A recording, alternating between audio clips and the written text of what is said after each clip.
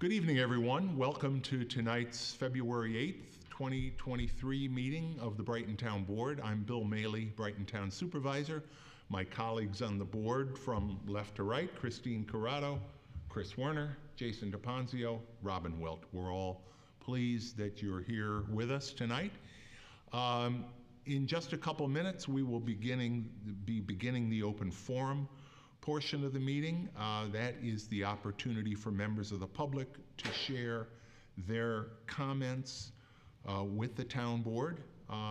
If you're watching us on YouTube remotely, if you're watching us on YouTube or our cable access channel remotely tonight, and you wish to participate in the open forum or in the public hearing that we'll be holding a little later, you'll have to go to our Zoom link, which is found on the Town of Brighton webpage, www.townofbrighton.org, and there are instructions there as to how to log into Zoom, and then you'll be able to participate once we get to those public portions of the meeting.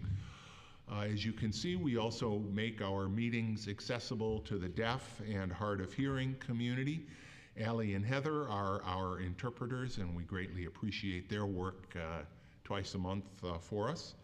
As a reminder, the agenda for tonight's meeting and all of the supporting material that we will be considering in taking actions tonight can be found on the back table in a folder, but if you're remote, it can be found on the Town of Brighton webpage, townofbrighton.org. We'll start the meeting with the pledge. If you're able to rise, please do so. I'll ask Jason to lead us. I pledge allegiance to the flag of the United States of America and to the republic for which it stands, one nation under God, indivisible, with liberty and justice for all.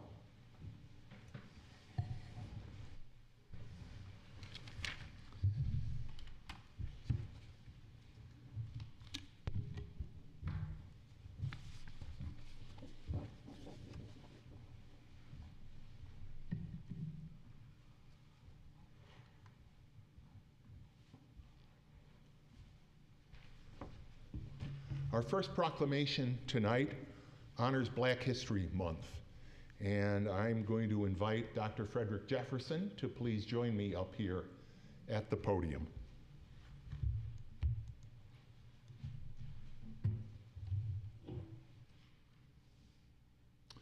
Black History Month is observed in February each year.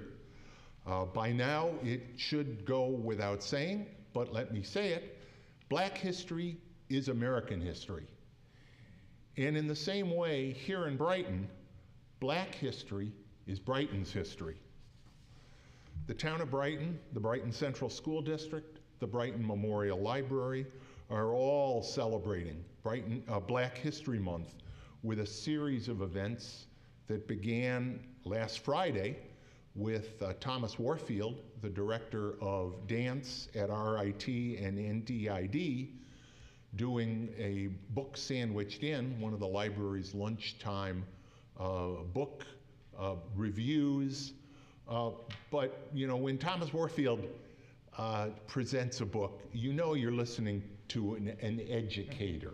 And it was really a glorious talk about a book, The Violin Conspiracy, and how the story of that book about a Black violinist spoke to him as a Black artist himself. It was a wonderful presentation, and it's certainly a book that I'm planning on reading. I think all of us on the board, if we didn't all, we're going to be getting invitations to the upcoming Brighton High School Black History Month Assembly. It'll be great to get back there after COVID. Two important contemporary Rochester history makers who happen to be brother and sister, Rochester Mayor Malik Evans and his sister Lashara Evans, who is the principal at French Road Elementary School, will speak there.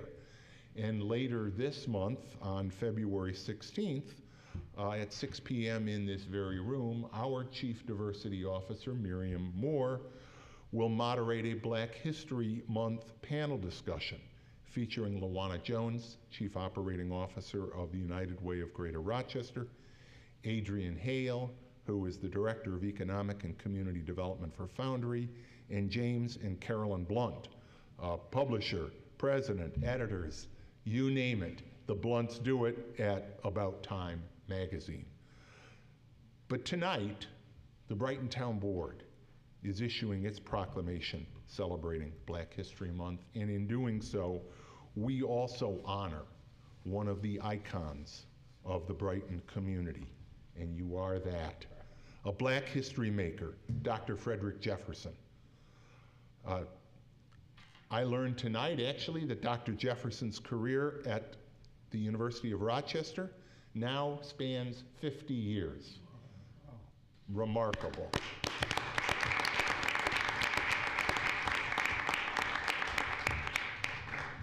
He has received community honors from organizations like Action for a Better Community, the National Council of Jewish Women, and so much more demonstrate the key roles that he has played in Brighton, in Rochester, and beyond.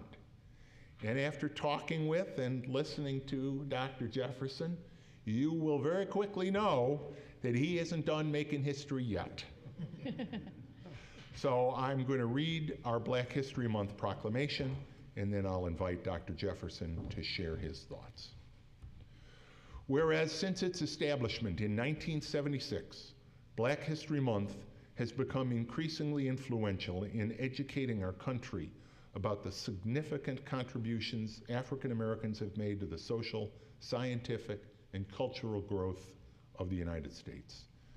And whereas as our country continues to struggle with uncovering and acknowledging the depth and breadth of systemic racism, it is powerful and necessary to learn about and reflect upon the ways African Americans have managed to survive and thrive despite innumerable barriers that they often face. And whereas the 2023 theme for Black History Month is Black Resistance, which calls upon us to explore how African Americans have dealt with historic and ongoing disadvantage and oppression, and how organized, unrelenting resistance has improved aspects of the Black experience in America. And whereas it takes the work of people like Dr. Frederick Jefferson, a social scientist, Professor Emeritus now at the University of Rochester, Professor Emeritus of Counseling and Human Development at the U of R's Warner School of Education. It takes the work of people like Dr. Jefferson to help people and organizations create change and resist inequality. And whereas, as Dr. King said, the arc of the moral universe bends towards justice, but as many people have also observed, the arc does not bend towards justice on its own. Indeed, it requires change makers like Dr. Frederick Jefferson to resist and lead us all towards justice. Whereas tonight we're pleased to honor Dr. Frederick Jefferson, whose contributions to local community groups and the body of work on change management and diversity, equity, and inclusion have helped improve Black lives and therefore all our lives as we continue efforts to dismantle racism in all its forms. Now therefore be it proclaimed that I, William W. Maley, Brighton Town Supervisor, and the members of the Brighton Town Council do hereby recognize February 2023 as Black History Month in the town of Brighton. And we further recognize Dr. Frederick Jefferson for being a mentor to youth, a teacher, and a scholar, an activist, and an advocate for change, so that we may embrace a culture that values diversity, demands equity, and is inclusive of everyone, without exception. This proclamation is signed the 8th day of February, 2023, by all of us on the town board, and it is a great privilege to present it to you tonight. Thank you.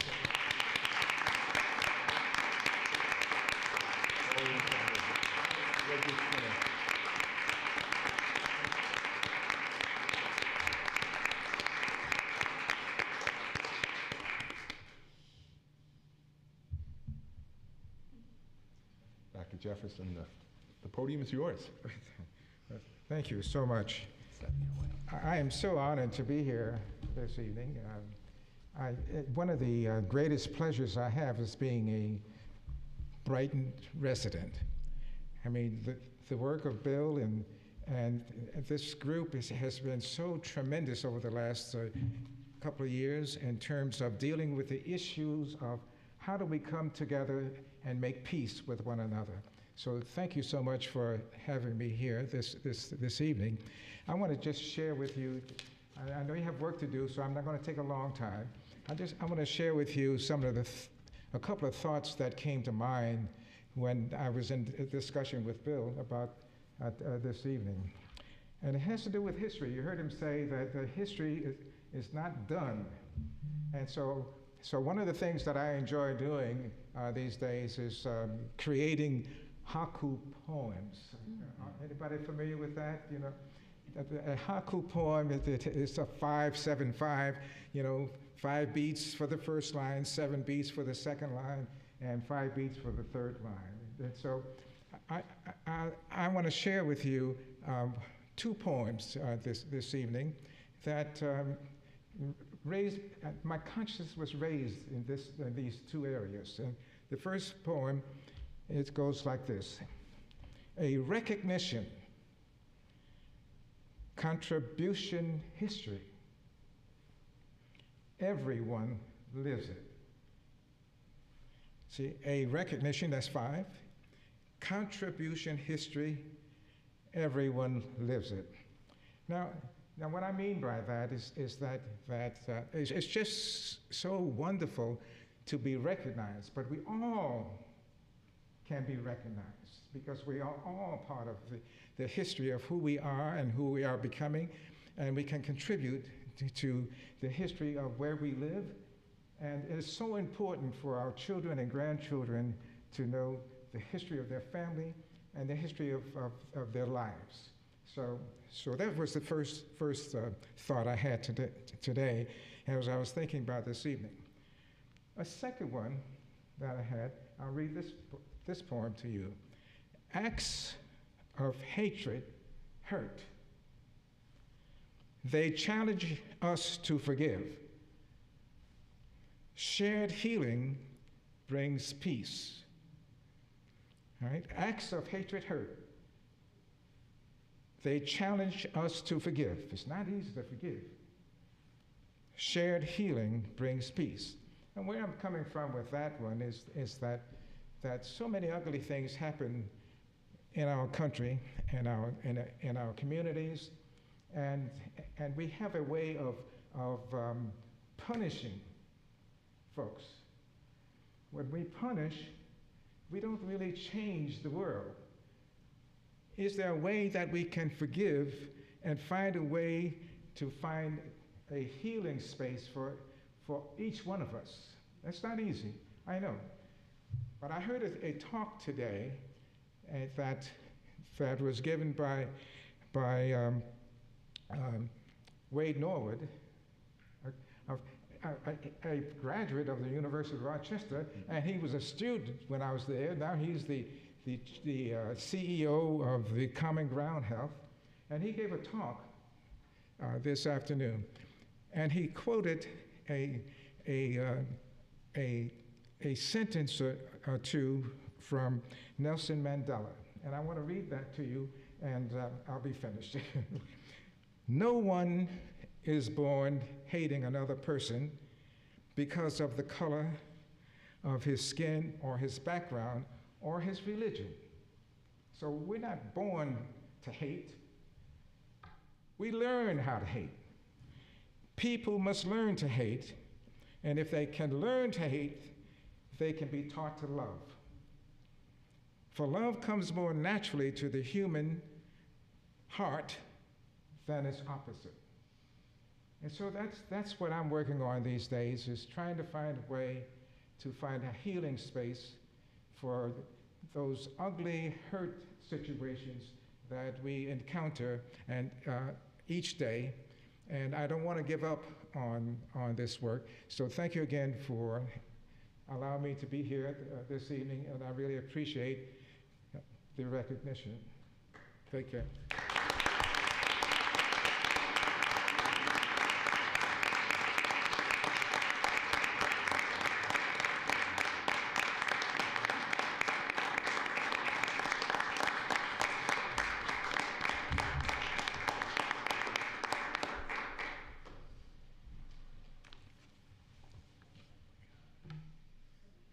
Wow. Thank you, Dr. Jefferson. We are privileged to be in your presence, and this community has long been privileged to have you in our presence. Thank you so much. We have another copy of that proclamation that we will also be displaying here in Town Hall.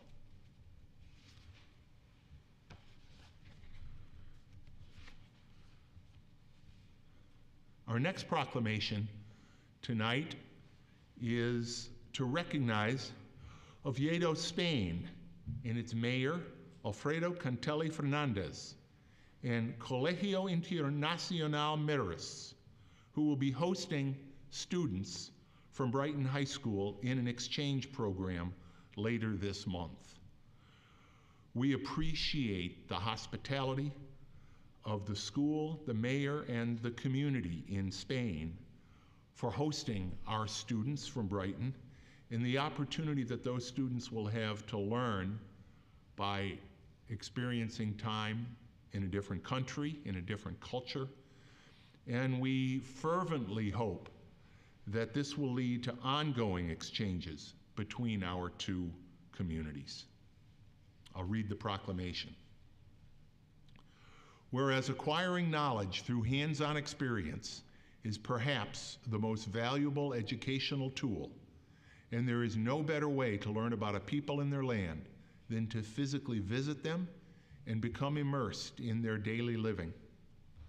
Whereas cultural exchanges promote a more globalized worldview and foster curiosity about foreign nations while cultivating understanding and communication between people, who then become citizen diplomats. Whereas Oviedo, Spain, and the Colegio Internacional Meris have opened their doors to Brighton High School students who will learn from fellow Spanish-speaking students and meet local elected officials in an effort to establish a regular exchange program between the two schools. And whereas the town of Brighton greatly values education and the diversity of experiences that living with and welcoming people of all backgrounds and philosophies provides. And whereas international exchanges build friendships that foster intellectual growth and a more meaningful, caring connection to others in different parts of the world than just a book or a video could ever hope to provide. And we're grateful to the people of Oviedo and to the Colegio Internacional Meris for welcoming our students to your community. Now therefore be it proclaimed that I, William W. Maley, Brighton Town Supervisor, and the members of the Brighton Town Council do hereby thank Oviedo, Mayor Alfredo Cantelli Fernandez, and Colegio Internacional Meris for welcoming our youth, and we toast you in spirit with your renowned Sidra, which is Asturian cider, in the hope that our youth establish lifelong connections together. And this proclamation is signed today, this 8th day of February, 2023. Christine, I will present it to you. Well, do we have... We do have representatives from Brighton High School who will be on that trip here. We have Senora Crowley and Senora Rivera, and one student, Renata Corrado Green, who will all be... That name is familiar to me. It Let's is. let's all go up to the podium.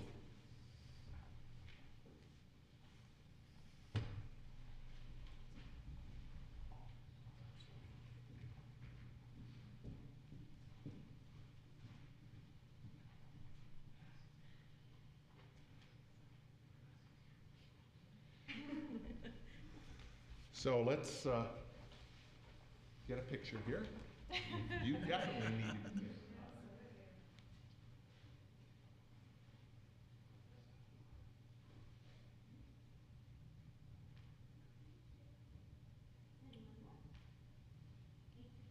Would any of you like to say anything? In English or in Spanish? We just are very grateful. We're excited to hopefully start a relationship with the school and have kids from the international school coming here to experience all there is in Brighton as well. So thank you for this opportunity. Well, I would ask that you present this to Mayor Canteli Fernandez, and with our gratitude and our wishes that we share a friendship between our schools and between our communities. Great, thank you so Thank much. you. We appreciate it. All the best, safe travels. We look forward to hearing you.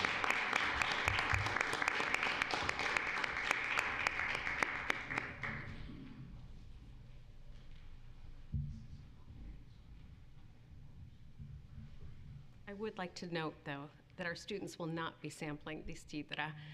They're all supposed to be on their very best behavior, but I'm hopeful that the teachers will have a chance to partake and maybe bring some home. I take it that the sidra is got a kick Fortified, to it. yes. Wonderful, wonderful. Well, thank you so much, Christine, for arranging this proclamation. I appreciate it. Okay, we will now begin the open forum, which I mentioned earlier. We hold it at the beginning of every town board meeting. The open forum is an opportunity to address the board concerning any matter relating to the town, whether or not it's on our agenda tonight. Now, if you would like to speak concerning the public hearing on the proposed Quickleys incentive zoning project at the corner of Monroe and Elmwood Avenues in the 12 Corners, and you would like your remarks included in the record of the hearing, I would encourage you to wait, not give us your remarks now during the open forum, but to do so when we start the hearing in just a couple minutes. Again, if you are here in person and would like to speak during the open forum, simply raise your hand and we'll recognize you. If you're participating in the meeting remotely and you wish to speak during the open forum, or for that matter, during the public hearing, please first join the meeting on Zoom. As I mentioned previously, there are instructions for doing so on the town's webpage.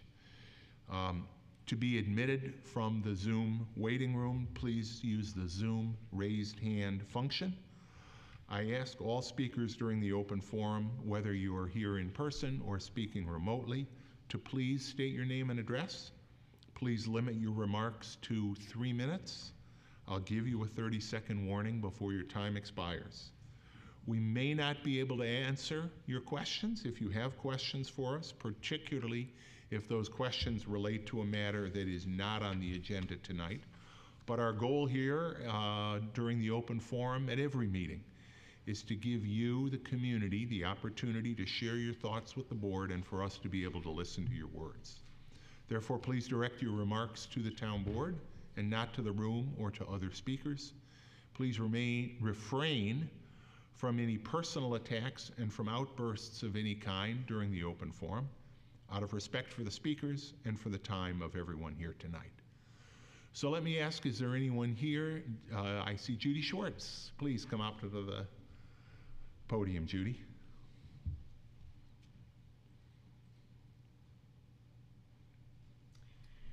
I would publicly like to thank Sue Steckel, the owner and creator of 11th Hour. It brings me to tears. She has been the best thing that we've had in our town in many ways, and her shop is closing. She's creative, she's kind, she's generous. She has a shop that is like no other anywhere. I mean, you can go north, south, east, or west, and there is nothing like it, and we are losing a great treasure in our town, and I just want to thank her for all that she has done. I was in yesterday not knowing, because she doesn't have my new email, so I didn't get her notice, but when I walked in, I was dumbstruck. I mean, you walk and there's a sign saying shop closing, and it's amazing, and people are buying. I mean, she has very, very little left because we all love her and what she has offered for us, so I just want to thank her, and I hope you all realize that we are losing, in my opinion, the best treasure that we have in our town. Thank you. Thank you, Judy. I'm so glad you brought that up because I did see online that she was closing, and that is a special shop, and she will be missed, no question about it. Thank you for those comments. Is there anyone else here in the room that would like to address the board during the open forum? Again, if you're here for the public hearing, we'll be getting to that in a minute. Is there anyone on Zoom? And I don't see anybody on Zoom that is here to speak during the open forum. So seeing no one, Chris, can I have a motion to approve the agenda? So moved, Bill. Second. I heard Robin. Dan, please call the roll. Councilmember DeFonzio? Aye. Councilmember Werner? Aye. Councilmember Wilt? Aye. Councilmember Corrado? Aye. Supervisor Mailing? Aye. Tonight we do have one public hearing on the agenda concerning the proposed Quickly store and gas station in the 12 Corners at the corner of Elmwood and Monroe Avenue. Dan, has the necessary legal notice been given for this public hearing? Yes, it has. The notice was in the January 23rd edition of the Daily Record, and as required under incentive zoning laws, the applicant did mail notice of the hearing to the folks in the required area. Including the affidavit, including the apartments. residents of the apartment. Yep, and they provided the affidavit of mailing to my office. Thank you. Legal notice having been given, I declare this public hearing to be open. In a moment, we'll ask for anybody who wishes to add their comments to the record of the hearing. We will do that.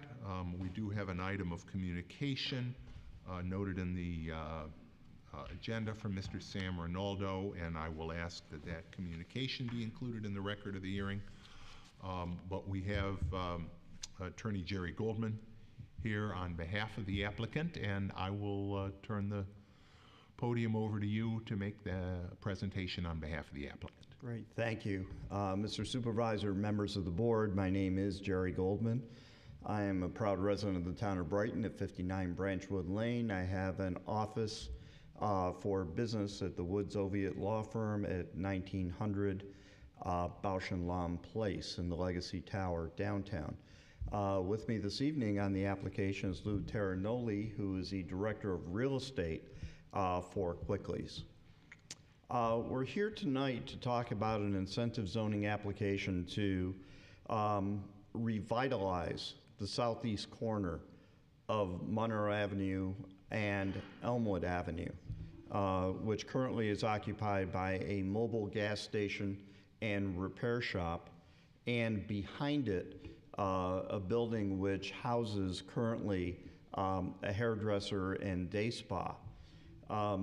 The 1950-1966 Monroe Avenue LLC, an affiliate of PEM LLC, who is the developer of the Quicklys, acquired these properties probably a little bit more than a couple of years ago, and have been in the process and trying to figure out the best way to revitalize the corner in a manner which is suitable for the town of Brighton. We started out formally probably a little bit more than a year and a half ago with the planning board, and did a more conventional type of rebuild and rehabilitation, which involved basically having the building for the convenience store in the back and having the gasoline pumps currently in the front on the corner. We went through a lot of process, a lot of steps with the planning board, and came to what I would consider to be close to the end of that site plan process. But we sensed, and the planning board sensed, an opportunity here to be able to take the first property and to perhaps set a standard for development along the Monroe Avenue corridor by putting buildings up on the street and to go and to put the gas pumps in the rear of the site. With that, we engaged in discussions with the town. The town board was receptive to the concept of doing that, understanding, of course, that it would require something which is something that our code really doesn't contemplate, and therefore a lot of variances would be necessary, far more variances necessary than would have been for the more conventional plan. With that view and that advocacy, we started working on how to best be able to deal with our site and best be able to provide what the town was looking for. This was a process that was developed with informal conversations with many in the town, and also with the town board Public Works Committee, who is generally charged with reviewing zoning and incentive zoning type applications. And over the course of the better part of a year, we engaged in those discussions, refined, worked very hard to come up with a plan which is suitable for this location. We are on the corner of Monroe Avenue and Elmwood Avenue, across the street from the school. And what is being depicted on this site plan is something which most of the board members are familiar with and the public will be familiar with. And that is placing our building along the street and along the frontage, providing for a wonderful hardscape area along the front on the corner with decorative landscape elements, and we'll get into a little bit of the details of what we intend to do.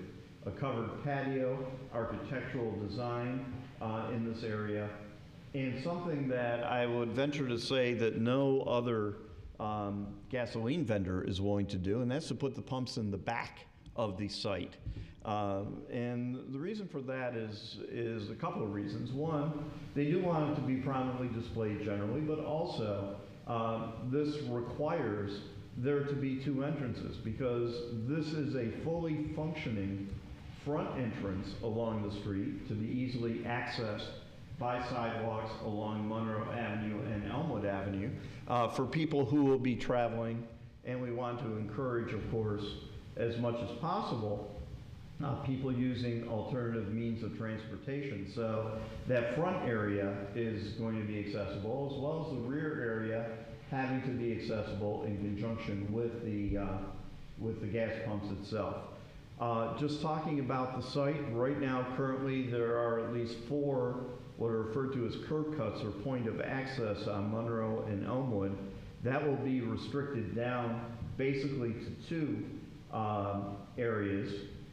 We also have an EV station which is proposed along the rear of the property to be able to accommodate our future transition to electric and hybrid vehicles. This site plan has been reviewed not only by the town board, it's been reviewed by the planning board, and has received a positive recommendation from the planning board. The design of the building was something which was thought to be very important to the town board as well. So I have 3 boards and depictions of what it looks like. This board is our view from above, if you will, from the site, and you can see how it is oriented with a friendly street frontage to the sidewalks, with the front entry area that we'll talk about in a second, and we'll talk about some of the details both in the front and the back, because our last 2 boards have a more detailed view of what we are proposing in the front and in the back. We have brick accent elements, a lot of fenestration and windows. We have bicycle tie-ups. We have tables for people to be able to sit. We have the landscape element. We have a pole. We are Fortunate to be able to put banners, which we would accept certainly any suggestions as to the content. And we have a good mix of greenscape and hardscape, expecting that that a lot of people will cut the corner. Most people don't go directly. So rather than tracking mud throughout the 12 corners area, the thought process is to create a decorative hardscape in that area. The rear, as we orient it, which is really the southern part of the site, has the building, as we said, with its entrance, fenestration, landscaping, and the gasoline pumps themselves, an enclosed dumpster in the rear, as well as the EV stations. And we will be fully developing a landscape plan with the planning board, if this does receive incentive zoning approval, to embellish upon the landscaping in that area. The review of the architecturals on this was a source of great interest by the Public Works Committee of the Town Board. It was suggested that perhaps we visit the Architectural Review Board and get their input, and we did, and we incorporated elements from everyone's suggestions, and we think that we have a plan which will be a credit to the corner, certainly a vast improvement over what we currently have at this location. I'm going to take a couple of minutes to walk through what the formal process looks like. The formal process that we are going through, as I indicated, is an incentive zoning process. Typically, these types of applications don't come to the town board, except for the fact, as we said, we are looking to do something creative that the code has not caught us up to yet. So we've come forward with this plan, and in our letter of intent, which is on file and dated November 1st, we set forth all of our elements which involve incentives, which are the variations from the code that we would need, as well as discuss the amenities, which basically is the plan and design itself on the site. And that's the element of incentive zoning, is to provide these incentives and to talk about the amenities. As far as the formal process is concerned, we did come to the board in November. It is a multi-step process under Chapter 209 of the Town Code. And the first step was for the town board to take a look at it and determine whether it was worthy of further consideration, and if so, refer it to the town planning board. The board did that. It was reviewed by the planning board at their December meeting, and they made a recommendation back to the town board in favor of this application. And then it came back to this board last month to again accept that recommendation and to determine again whether it's worthy of further consideration. Also to commence the state environmental quality review process, and to schedule this public hearing, which the town board did in January. We have received comments from the Monroe County Planning Department relative to this application, all of which are in accord with what we are proposing to do. I have no issue with the comments received from the planning board. We certainly look forward to receipt of any input from the town board and from the public. Dan did mention the public notice which went out. It should be noted that the town process for incentive zoning requires notice to all property owners within 1,000 feet of the site, as well as all residents of apartments within that 1,000 feet. The net result is that we sent out in excess of 500, I think the number was 517 notices to various people in the town. In addition, there were some people that had comments who had sent emails in to the town hearing about this application, for whom we could not locate addresses, we sent out an additional, I believe it was 10 emails to those individuals. So it was a comprehensive notice in addition to the notice which is required under state law, which, as Dan pointed out, was performed and was completed with the daily record. So we're here tonight for the public hearing to obtain the town's input. We understand that the seeker process, the State Environmental Quality Review process, is underway, and I believe that no one has objected to the town board serving as lead agency for environmental review to this time. And we understand that the board is not going to be in readiness to deal with seeker and or the application this evening, but we did want to obtain that input and to get this process underway. I will tell you that the developer is anxious to move this forward. So when it is approved, if it is approved here, it moves on to the planning board and the architectural review board for the formal review of the site plan and signage and the architecturals of the building itself. Upon completion of that process, building permits will be applied for, and we anticipate that we will be moving forward with great speed to try to get this worthy project underway. With that, I don't want to dominate the evening. You don't have that long an agenda, and I don't want to make it a longer agenda. So with that, unless Lou has anything to add, I will stop at this point. We'll be prepared to address any questions that the board may have. Thank you, Mr. Goldman. I appreciate it. Is there anyone here in the audience that would like to address the board during this public hearing? And let me just, follow up on a point that Mr. Goldman made. We will not be making a decision tonight. We can't because of the pending seeker process. We will be holding this public hearing open. At least it's my recommendation that we hold the public hearing open.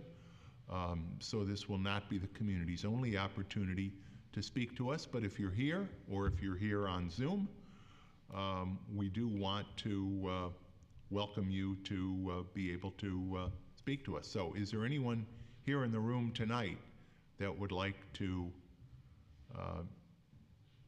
put comments on the record? Yes, come on up. Yes, thanks.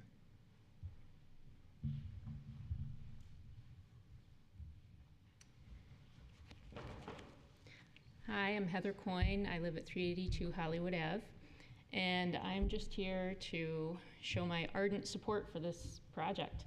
I was just looking back at my notes, my kind of stirring things up on Facebook like people do, and it was it was November of 2021 when I was saying, hey, let's see if we can get support for this, because this version, as opposed to having the pumps out front, this version speaks to everything that I think Brighton is aiming for in our comprehensive plan for the town, as far as putting people first instead of cars, helping businesses succeed by having them be out front rather than tucked away.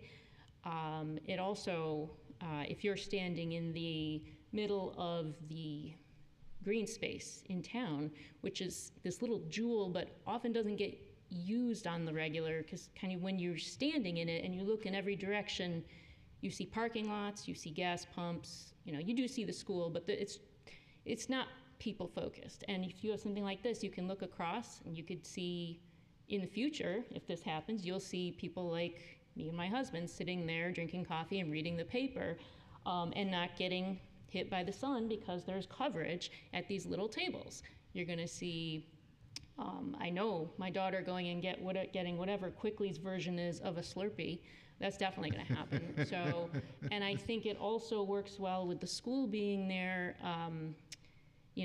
Kids are always going to go somewhere for a snack or a drink or something, and it's right there. It's it's closer to the school. It having the store there rather than the pumps works better with where the crosswalk is.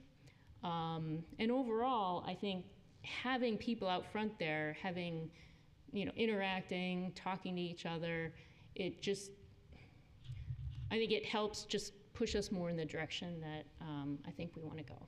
So I'm hoping it happens. Thanks. Thank you.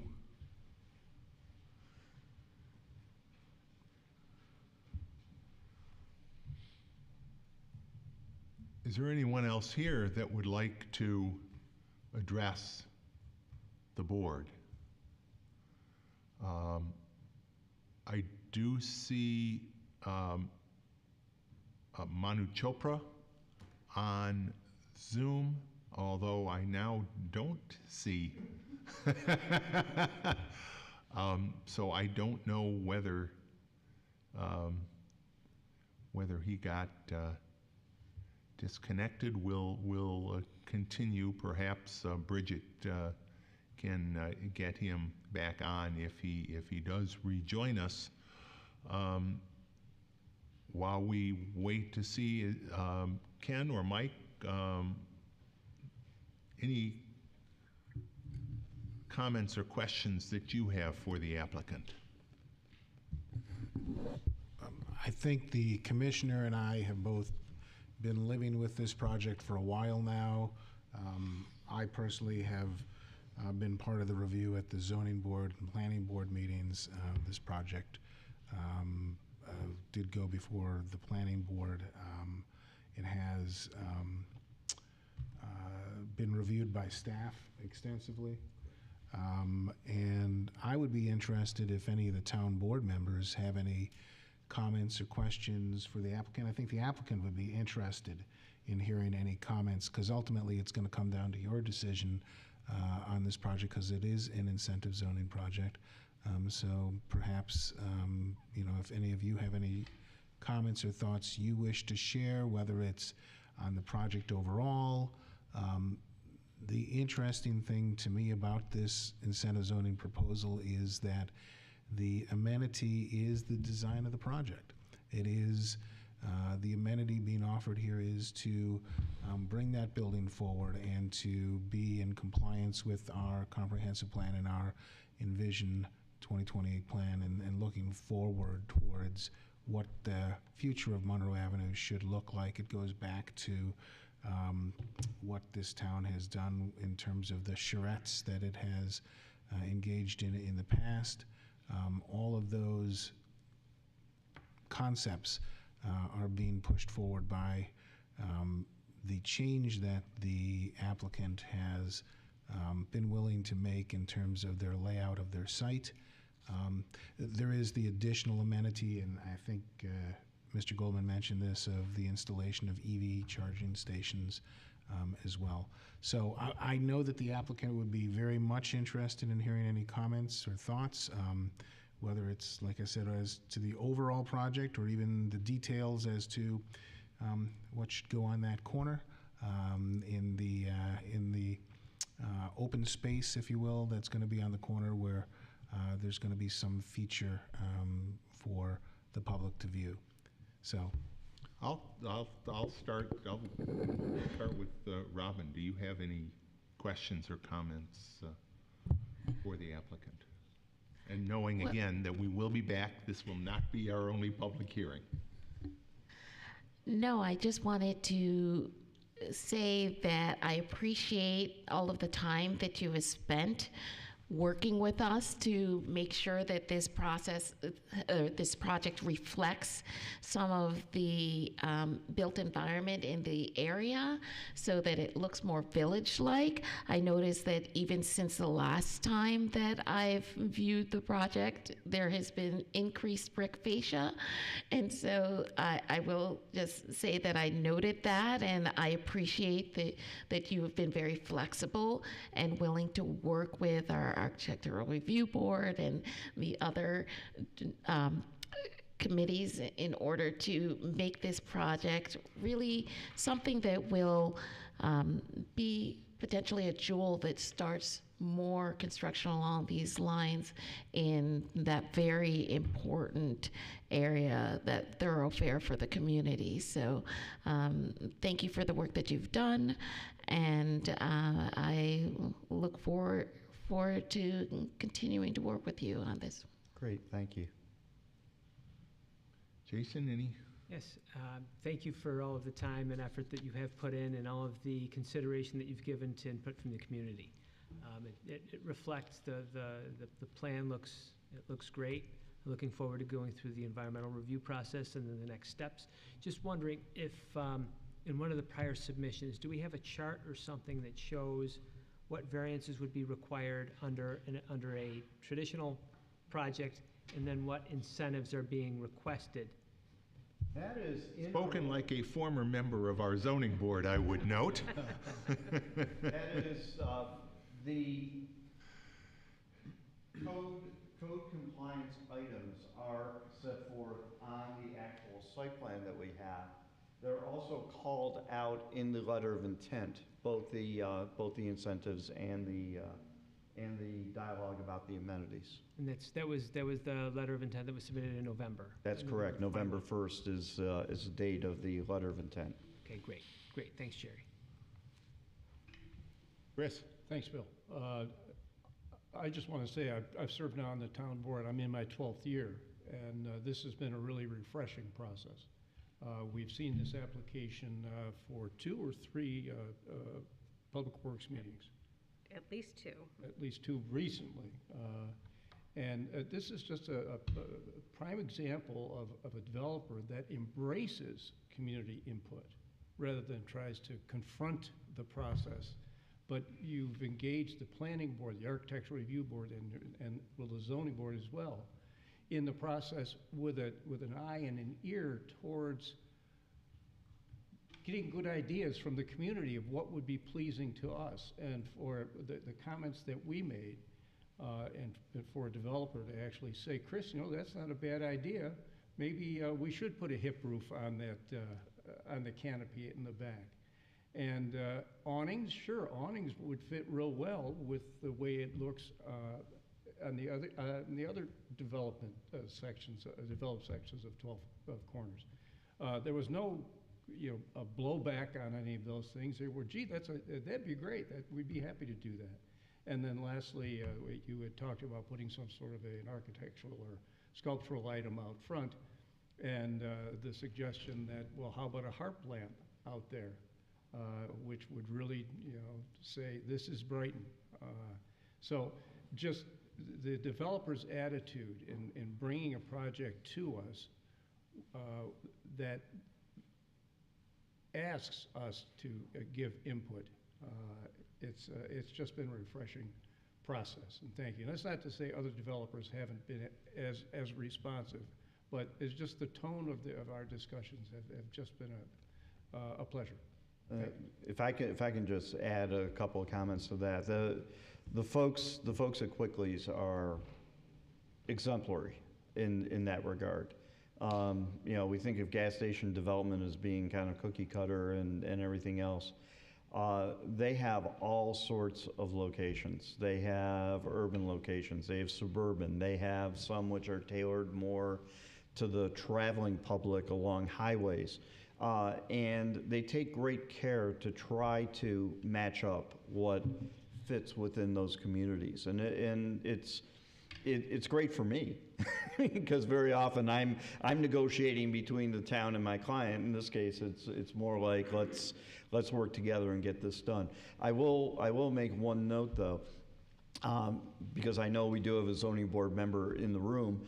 We did not get to really share and to talk to the zoning board about this. This was primarily a planning board process and architectural review board process. So to that extent, I just don't want that comment to go without us saying that we didn't go there. I believe I did say, and then you will be going to the zoning board with it. I recognize that. Thanks, sir. Thank you. Right. Actually, I think I'm the genesis of the confusion here because I said it was with the. It's an incentive zoning project. It's not going to the zoning board, any variances are granted by incentive here at the town board. It does go to the planning board. It has been to the planning board. It's going to go back to the planning board. ARB also will be involved, obviously, in reviewing the project. So my misstatement to set that snowball rolling.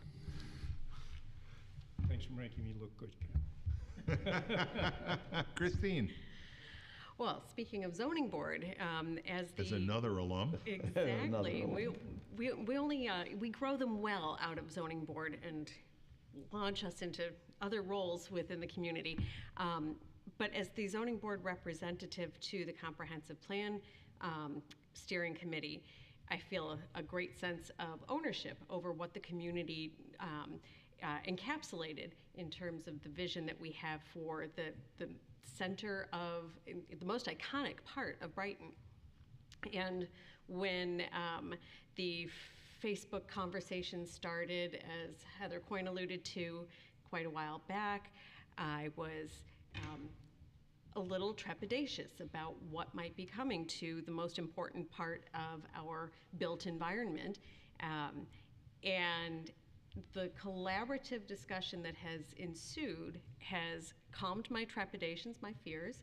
I am so pleased with the evolution of the aesthetic on this, and most importantly, and again, as Heather Coyne alluded to, the activation of the streetscape there that will bring people forward. It's a business that serves drivers, but this configuration, assuming it is approved and goes forward, will be people first. And that is the core of the comprehensive plan and the vision for our community. So I'm really grateful for the collaboration, for the thoughtfully incorporating suggestions and really turning out a design that is far better than I could ever have conjured up in my mind for a gas station and convenience store. So this is promising, and it's greatly appreciated. Well, I can certainly echo, having also been a part of the committee meetings, and I think this project has demonstrated why the committee process is so important. It's given us an opportunity already to drill down here and to really engage in some very granular discussions about things like the hip roof and what the roof on the pump cover would look like, what that feature in front of the building might look like. I think it's very important, and I do want to invite the community. This is not our only public hearing. We're going to hold it open tonight. We do want to hear from the community. We want to get the feedback. And Christine, you're right, there was some discussion on Facebook. Facebook doesn't go on the record of this public hearing. We can't consider Facebook comments here. We genuinely want public input, particularly because of the important location of this project. But I think something that you just said, Christine, really resonated with me. Yes, we traditionally think of a gas station as catering to drivers and maybe convenience stores as well. We are not, and increasingly this is the case, we are not a car-first community. And businesses that put themselves in a position to cater both to vehicular traffic but also to foot, bicycle traffic, you're building your market, you're expanding your market, you're enhancing the likelihood of success, I believe. And the success of well-designed commercial development designed with smart growth theories in mind enhance not only that business, but the entire community. We're going to look at and listen to everything that we hear from the community. I don't want any of these comments to be interpreted to mean I've made a decision about this or this specific point or anything else. We're going to listen very closely to the community. But I do second the fact that you have, during this process to date, taken suggestions well. And I'm confident that as we hear from the community, we will do that as well.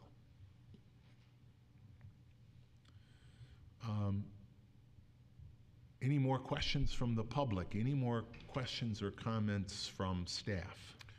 Were you able to get that gentleman back on Zoom? No. Okay. Mr. Chopra, I believe Manu Chopra was the name that came up on the screen, and he has not been back on. We will, of course, hold this public hearing open, and I do want to say again, we do have one written comment here tonight from Mr. Ronaldo. People can also send correspondence to the town clerk or to myself, and we will make sure that it does get in the record of the public hearing. But no, Mr. Chopra has not rejoined the Zoom. I'm vamping for time in case he's listening and does. As you said, though, the hearing will remain open, and so there's no action to be taken today. Correct. Correct. And if there are no further questions, either from the board or comments from the board or from the public, then I think we're finished for tonight. We will, Jerry, I would just like to confirm that the continued date for this hearing will be 2 weeks from tonight? I believe we were looking at, rather than 2 weeks from tonight, I mean, we certainly could, but I think what we would prefer to do is I guess it's 4 weeks from, 4 weeks from tonight, the first meeting in March, which would be March 8th. And that's principally because staff has a lot of work to do in terms of getting through the seeker process, writing up those reports, writing up resolution and conditions for this incentive zoning matter. Just wanted to confirm what the date was. Yeah. So we will be back here, and the public hearing will resume at 7:00 p.m. here in this room on March 8th. Thank you very much. Thank you both for being here and making your presentation. And thank you to the members of the public that were here. And we look forward to, again, I can't say it enough. We do want to, this is as prominent a place as there is in the town of Brighton. We want to know from you, the public, your thoughts in as broad a scope as you want to share them. You mentioned early on eliminating 2 curb cuts. That's a significant and people-friendly change for that location. I wanted to make sure I noted that again as well. With that, we'll move on the agenda. Thank you. Thank you. Can I have a motion to receive and file our communications tonight? So moved? Second. We have 2. One, I always like these, from Carol Trapasso and Nina Randazza. Kudos to the Highway Department. These were the glowing praise for the work of our highway workers. They haven't plowed as much snow as we expect, and judging by tomorrow's forecast, the only snow falling is going to be liquid. So. But as we know, the highway workers, while they do plow snow this time of year, they're doing a lot of other things, including right now, they've been picking up Christmas trees, doing a variety. Mike, maybe you can. It's just our crews out there. So we've had some lawn damage. We're fixing the lawn damage. May have it again if we have a big snowfall, but for right now, we'll get a start on it. We're all hoping for early spring. But I'd keep my fingers crossed, but I wouldn't. Felt like spring this afternoon. Bet on it. Yeah, it really did. So there's always stuff to do. We always have stuff to do. Well, we share the letter writers' gratitude for the work that they do. We also have communication from Jason Haremza, who is here on our staff, but also serves as the secretary for the Historic Preservation Commission, advising us of the designation by the Historic Preservation of 69 Glen Road as a Town of Brighton landmark. And with that, we have a motion to receive and file communications. Any comments? Hearing none, Dan, please call the roll. Councilmember DePonzio? Aye. Councilmember Werner? Aye. Councilmember Wilt? Aye. Councilmember Corrado? Aye. Supervisor Mailer? Aye. Committee reports. Robin, Community Services. Thank you, Bill. The Community Services Committee has not met in the intervening time since our last town board meeting. I do have a couple of quick updates from our Parks and Recreation Department heads. From our Recreation Department, the Friends of the Brickyard Trail in the town of Brighton are continuing a co-sponsored art exhibit for a second weekend to celebrate the Brickyard Trail in the Sandra Franklin Nature Park. Again, this event is free and open to the public. I was not able to make it in over the weekend. Bill, would you like to share your thoughts on? Thanks, Robin, because people that know me know that the Brickyard Trail really is my happy place. But on Saturday, the happy place was the Buckland House, where we had this great art display. Peggy Dempsey, another regular on the trail, and some other really passionate community volunteers, passionate about the Brickyard Trail, did great artwork. It's on display. I had a blast. We had big crowds come through both days, even in the cold on Saturday. But it will be open again this coming weekend, both Saturday and Sunday, at the Buckland House from 10 a.m. to 3 p.m. And, a lot of people have never been in the Buckland House itself, so that's another reason. People really, and Mary Jo Lanphier, our town historian, was there. She was answering questions. So it was a great time. Stop by if you get a chance this weekend. And I hope you'll get a chance too, and my board colleagues, if you didn't get a chance to get over there. Absolutely. Thanks, Robin. Thank you so much, Bill. And so again, that will be Saturday, February 11th and 12th from 10 a.m. to 3 p.m. at the Buckland Farmhouse at 1341 Westfall Road. Saturday and Sunday. Yes, the 11th and 12th, sorry. Yep. And so our winter spring program registration continues at Brighton Recreation. Check out all that we have to offer. Programs and registration is available online at www.townofbrighton.org/rec, REC. We are also offering an AARP, free tax preparation program. This free tax prep program, appointments for Brighton and Pittsford will be taking place at the Pittsford Community Center, 35 Lincoln Avenue in the village of Pittsford on Fridays from February 4th through April 8th. This is a free professional basic tax preparation service that will allow you to transmit your return directly to the IRS. The service is available by appointment only.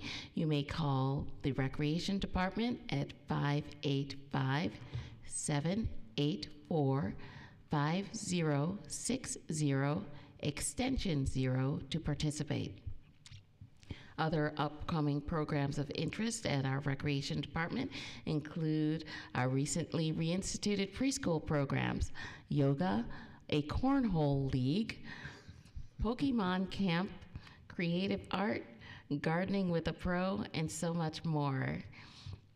From our Parks Department continues to respond to various emergent maintenance issues, especially those involving tree and trail safety. Park staff are also conducting daily preventative maintenance tasks, especially on the trails, to keep them clear of debris. And our park superintendent is currently working with George Smith on the town's 2023 Arbor Day event. More details and information will follow, but the celebration will take place on Saturday, April 29th. The next meeting of the Community Services Committee will be next Wednesday, February 15th at 9:30 a.m. or immediately following our Finance and Administrative Services Committee meeting. This meeting will take place at the Brookside Recreation Center multipurpose room, and we do ask that you please access the Recreation Department through the Winton Road entrance. As always, members of the public are invited to attend. Thanks, Robin. Next, Finance. Jason. Yes, the Finance and Administrative Services Committee met last Wednesday, February 1st. Each of the items that were discussed in committee appear on tonight's agenda and will be discussed in further detail. Our next meeting will be next Wednesday, February 15th. We meet at 8:30 in the morning here in the auditorium at Town Hall, and the public is invited to attend. Thank you. Chris, Public Safety. Bill, we've not had a public safety meeting since our last town board meeting. The next meeting will be February 15th at 0800. Public is invited. Thank you. And 14th? Point of clarification, February 14th. Excuse me, it would have been, that did a week from today. yes, February 14th, Christine, thank you very much. Valentine's Day. Yes. Show a little love at the Second Public Safety. Day of the month, other than for Mr. DePonzio, who showed up yesterday. That's right. I didn't hear that story.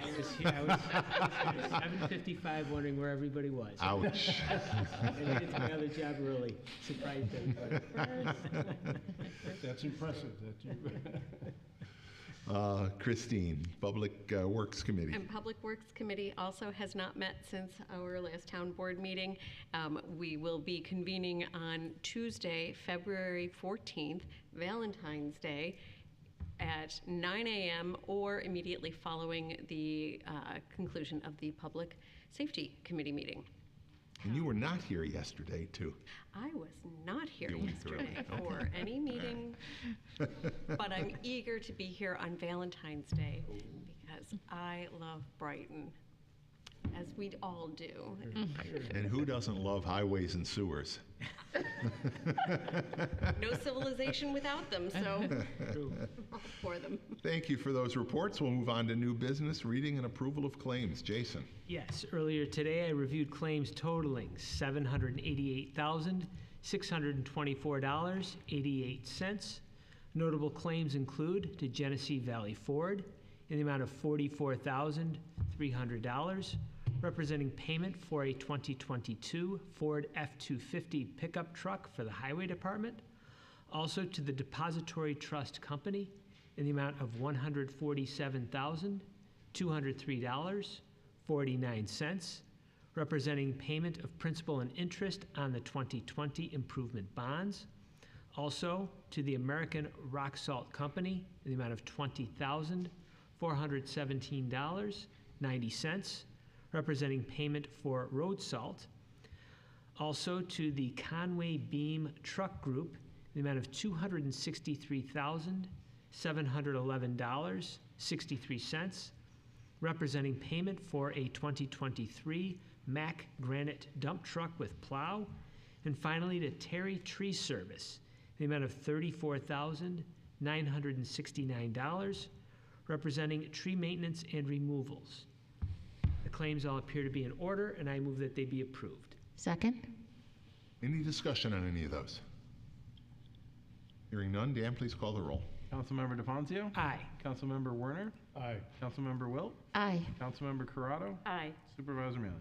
Aye. Chris, next item, please. Bill, the next item is to approve the use of forfeited funds for the purchase of 2 scene lights and 2 carry bags, and to amend the 2023 police budget by increasing the law enforcement equipment account by $4,100 from the forfeited property account. I move that we adopt the resolution before us. Second.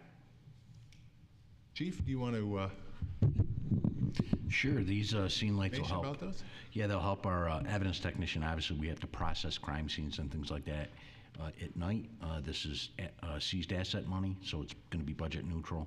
Not only are we going to have floodlights, but it'll have 360-degree lighting on it, and I think it'll be beneficial for us. Thank you. Any discussion, any questions? Hearing none, Dan, please call the roll on that motion. Councilmember DeFonzio? Aye. Councilmember Werner? Aye. Councilmember Wilt? Aye. Councilmember Corrado? Aye. Supervisor Mealy? Aye. Why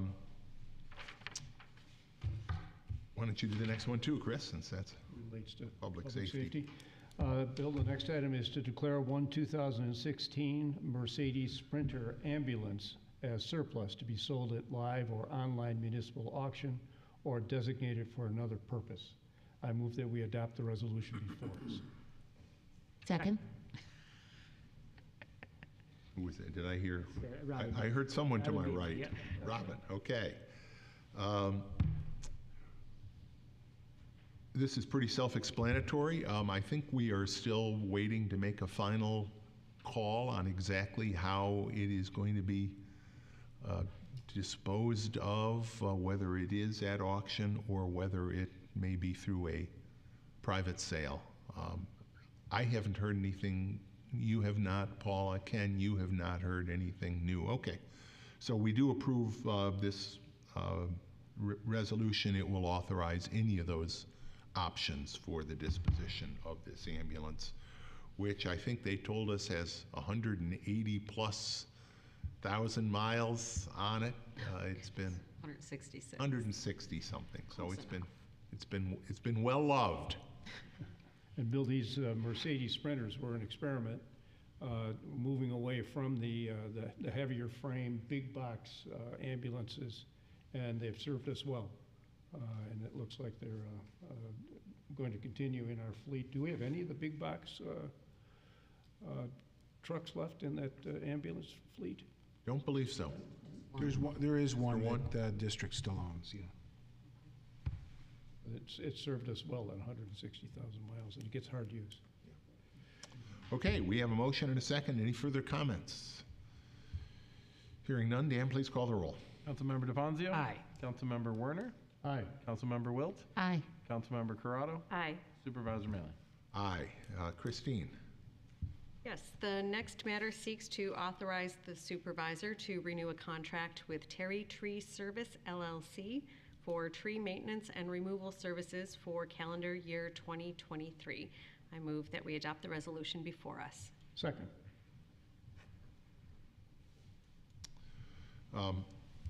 Again, this is one of our ongoing and important contracts for tree maintenance. There's more work that we're capable of doing these days with our equipment, but it's still important to contract with Terry Tree. We are a Tree City, USA, so our tree canopy is important to us. Mike, anything?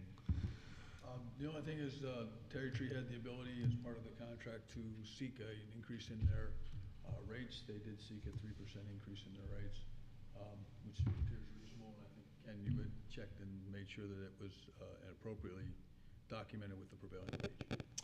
Right. The existing contract allows them to increase if there is an increase in prevailing wage rates.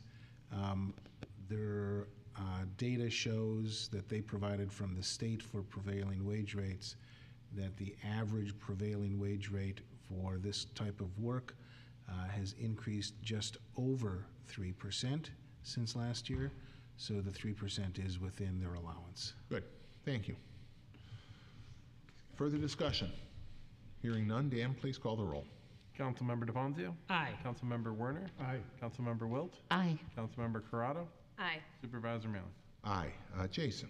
Yes, the next matter seeks to authorize the supervisor to renew a contract with Waste Management for dumpster and recycling services for calendar year 2023. I move we adopt the resolution as prepared by the town attorney. Second. And to be specific, these are dumpster and recycling services at town-owned facilities under contract with Waste Management. No change in the price of those services. Any other discussion? Dan, please call the roll. Councilmember DeFonzio? Aye. Councilmember Werner? Aye. Councilmember Wilt? Aye. Councilmember Corrado? Aye. Supervisor Mealy? Aye. Robin?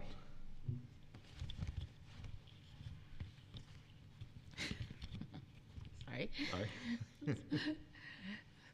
The next matter seeks to approve a change order with the Keeler Construction Company, Inc. for the Elmwood Avenue Sidewalk Project and authorize the Finance Department to make the necessary budget transfers to cover the cost increase. I move that we adopt the resolution as prepared by the town attorney. Second. This relates to the sidewalks that were put in down west of here in front of the Clintwood apartment complex that made the final connection on the north side of Elmwood Avenue this past year. These are some final change orders that, Mike, you've reviewed with us, and they're consistent with the contract. Any further discussion? Hearing none, Dan, please call the roll. Councilmember DeFazio? Aye. Councilmember Werner? Aye. Councilmember Wilt? Aye. Councilmember Corrado? Aye. Supervisor Manley? Aye. Jason? Yes, the next matter seeks to amend the Department of Public Works organizational chart and the non-represented employee salary and wage schedule, and to appoint Gretchen Paxson to the position of planning clerk. I move we adopt the resolution as prepared by the town attorney. Second?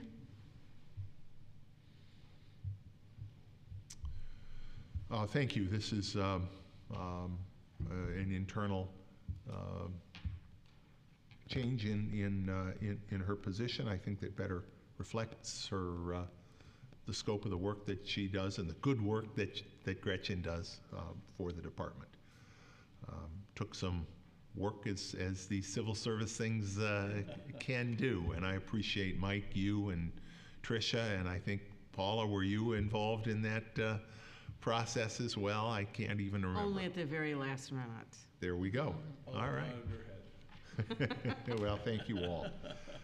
And I'm sure Gretchen appreciates it too. Dan, if there's no further questions, Dan, please call the roll. Councilmember DeFazio? Aye. Councilmember Werner? Aye. Councilmember Wilt? Aye. Councilmember Corrado? Aye. Supervisor Manley? Aye. And the last one, Robin. Certainly. The next matter seeks to authorize the supervisor to amend a contract with SWBR for finalization of the Community Needs Assessment and Feasibility Study in an amount not to exceed $5,000. I move that we adopt the resolution as prepared by the town attorney. Second. And I think perhaps, although I know we talk about an amendment to the contract, it's really more in the nature of a change order, I think, for some additional work that we expect will complete that project. Well, actually, it's authorizing you to sign an amendment to the contract. It is an amendment to the contract, okay, but it sort of walks like a change order and talks like a change order, but okay. Amendment to the contract it is. Anything else anybody wants to correct that I've... All right. If there's nothing further, Dan, please call the roll.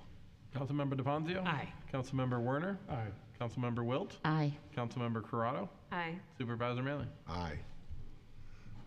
Matters of the supervisor. We did have our Black History Month proclamation and the great presentation from Dr. Jefferson. Just a couple of other things that are coming up. A week from tomorrow night, I mentioned that panel presentation that I think is going to be a very insightful and important discussion. Thursday night here in this room, Thursday the 16th here in this room. And also the week after that, we will be giving a presentation at the Association of Towns annual meeting. Councilmember Wilt, Chief Diversity Officer Miriam Moore, and myself will be presenting to folks across the state on the work that we have done with the IDEA board and our IDEA plan, a concept that Councilmember Wilt brought to us to really jumpstart our DEI work, and I think it's done that. So we'll be talking to the rest of the state. We're the leaders.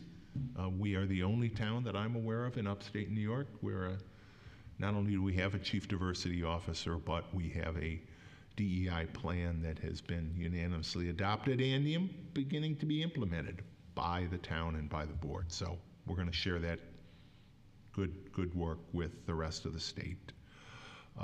Also, you may have seen some work going on out on Westfall Road, the Brighton Farmers Market. A lot of people have asked me that the barn that's out there, which is magnificent, great work that was done to that, but it's not big enough by itself, and we knew that all along. This was the first phase of the project, but Already work is underway to expand that barn so that next year we will have, we hope, fingers crossed, weather and everything else permitting, a new home for the winter farmers market.